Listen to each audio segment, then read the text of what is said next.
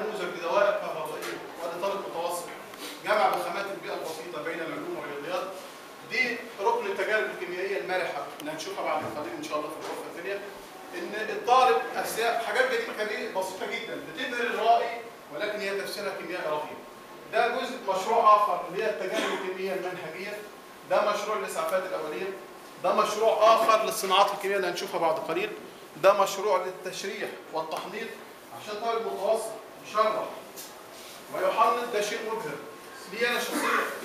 ده مشروع الاعشاب الطبيه اللي انا بميل اعوذ بالله من كلمه انا بميل ليه شخصيا في حياتي وفي بيتي، ان الاعشاب الطبيه اما فادت ما بتضر.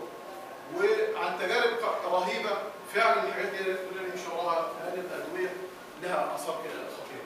ده مشروع للابحاث العلميه وانا اكتشفت طالب في اولى متوسط جدا القصه، بس هو كان محتاج اليد تتفتح له. فنتمنى ان كل مشروع من هذه المشاريع يمتد في المستقبل ان شاء الله، وهنرى